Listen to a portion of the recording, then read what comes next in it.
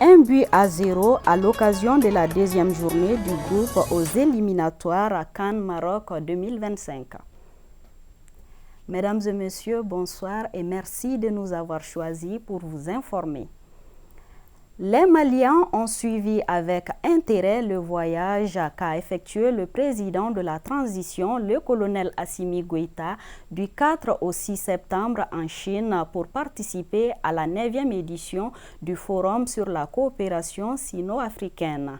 Un déplacement qui donne de l'espoir selon certains citoyens car pouvant fortement contribuer au renforcement de la coopération Chine-Mali. Dalla Traoré a recueilli quelques avis sur la question. Si, on a vu ça sur les réseaux sociaux, en même temps la télé. Oh, oui. Pour moi, ça s'est très bien passé, franchement parler. Tous les projets qui sont proposés là, vraiment si ce sera réalisé, ça sera une bonne chose. Pour le Mali, pour l'Afrique entière, surtout l'AES. J'ai suivi le déplacement du président Assimi en Chine par la presse. C'est une très bonne chose.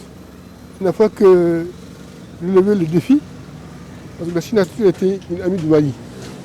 Depuis que nous avons connu la Chine, elle nous a apporté beaucoup qu'on ne peut pas énumérer ici. En tant que citoyen, dès que hier j'ai vu dans la presse que la Chine nous a accordé 22 milliards de prêts d'eau, c'est insignifiant, mais c'est pas mal aussi pour un pays qui se dit ami.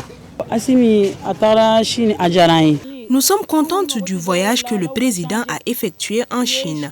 On espère que cette visite aura des retombées sur notre pays. Je leur souhaite beaucoup de réussite dans tout ce qu'ils vont entreprendre pour le Mali.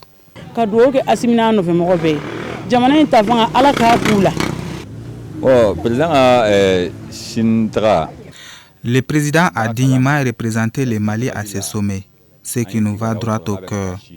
J'espère que la visite va beaucoup apporter à notre pays.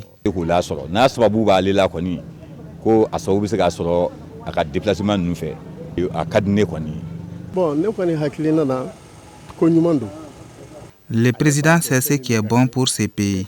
Selon moi, tous ces déplacements sont bénéfiques au Mali.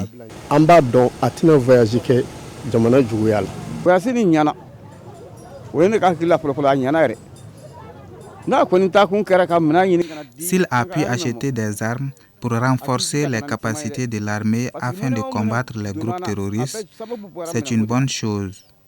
Je l'en remercie et je lui demande d'acheter du matériel pour les agriculteurs aussi. Non, c'est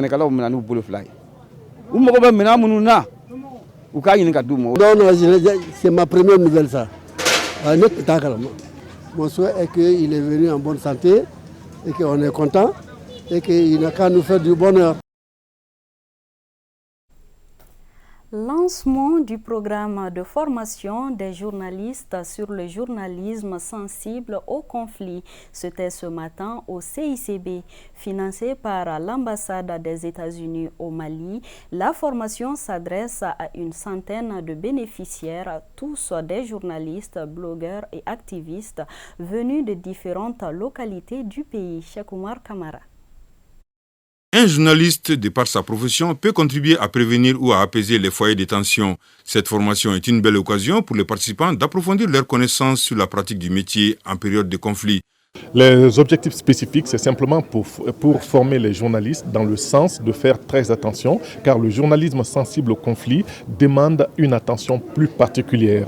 Il faut faire attention au choix des mots, au choix des informations à traiter et surtout au choix de la diffusion des informations à un moment précis.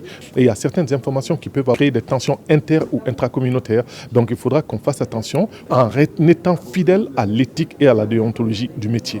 Et également un journaliste qui va dans une zone en conflit, comment il doit se comporter ? C'est extrêmement important. Quelles sont les mesures de précaution qu'il doit prendre et surtout, comment faire attention entre les fake news et les deepfakes. J'ai des exemples que je vais montrer. Il y a un exemple, par exemple, sur le président de la transition qu'on a fait passer dans un discours en anglais qui n'a jamais existé. Et pourtant, c'est la voix du président, c'est son visage et ce sont ses lèvres qui bougent. Mais je vais démontrer que c'est un faux, c'est un deepfake. N'est pas journaliste qui veut, a ton coutume de dire, un homme de médias doit pouvoir pratiquer son métier dans les règles de l'art.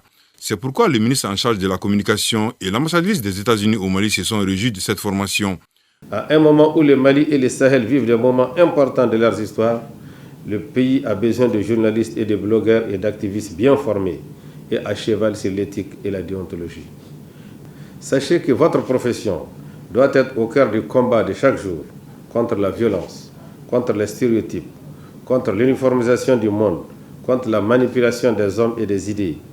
Vous devez tout simplement vous battre chaque jour pour la paix, la liberté et la concorde sociale.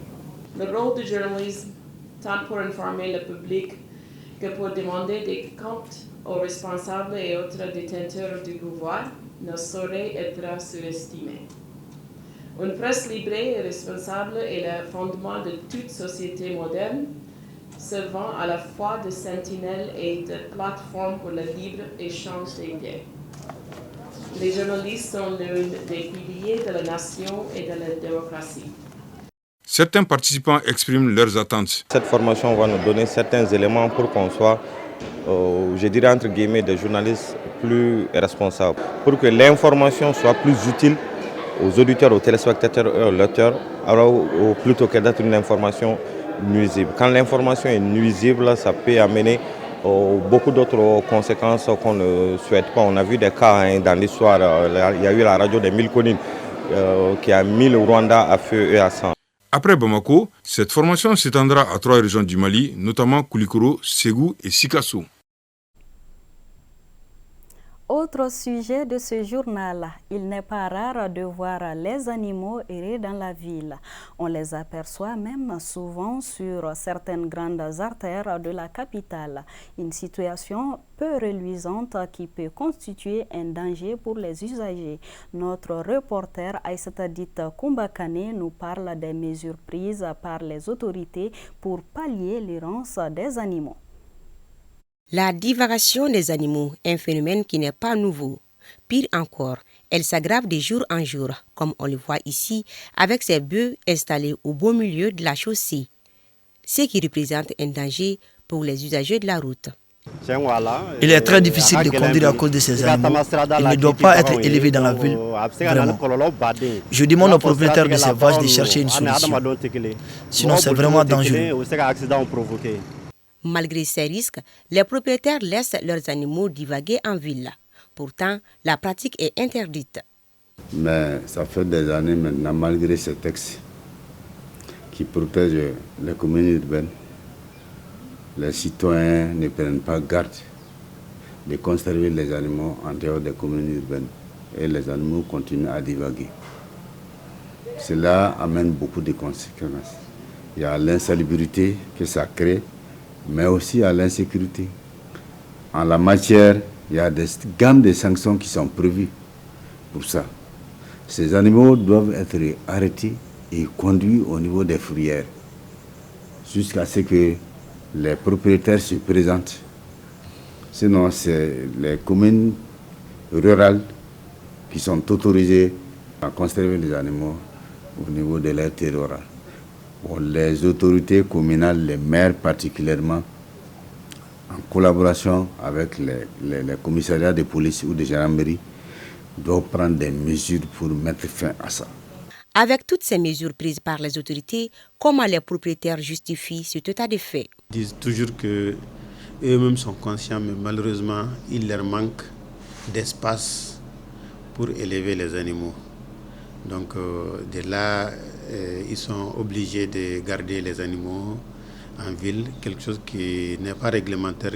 Et nous sommes conscients aussi de toutes les contraintes que ça oppose à la population, parce qu'il y a les risques d'accident, il y a les maladies qui peuvent survenir et tout ça. Et aussi, même pour les animaux même, c'est une menace parce que les animaux qui doivent être nourris avec de l'herbe consomment des plastiques, des déchets plastiques, qui d'ailleurs causent beaucoup de pertes d'animaux au niveau de nos cheptels. En somme, il est interdit à tout propriétaire d'animaux de les laisser divaguer en ville, au risque de les voir embarqués pour la fourrière. Ce communiqué avant de boucler ce journal. Le directeur général des douanes constate avec indignation que depuis quelques semaines, un individu ou une bande organisée de cyber-escrocs opère activement sur les réseaux sociaux pour proposer des véhicules à vendre aux enchères sous la bannière de la Direction générale des douanes. Ce réseau mafieux, sans foi ni loi, utilise une signature scannée du directeur général des douanes avec de fausses références d'enregistrement de courrier pour tromper la vigilance de nos paisibles concitoyens. Ces documents composés d'un avis et d'une liste de véhicules proposés à des prix attractifs sont faux. La Direction générale des douanes dégage toute responsabilité en cas d'arnaque sur les réseaux sociaux. En plus d'usurper l'identité du directeur général des douanes, falsifier sa signature, utiliser le logo de la Direction générale des douanes, les cybercriminels sont allés jusqu'à créer des comptes pour paraître crédibles afin de mener à bien leurs projets malsains. Face à leur ingéniosité et une vaine tentative de les arrêter, le directeur général des douanes lance un appel pressant à l'endroit des utilisateurs des réseaux sociaux en les invitant d'éviter le piège des cybercriminels. Gageons que cet appel contribuera à limiter les effets néfastes des agissements du réseau mafieux qui se cache derrière cette vaste campagne d'escroquerie et de déstabilisation du service des douanes. Signé le directeur général des douanes, inspecteur général Amadou Konaté. Et c'est ce qui met fin à ce journal. Merci à vous de l'avoir suivi. Très bonne suite de programmes sur ORTM2.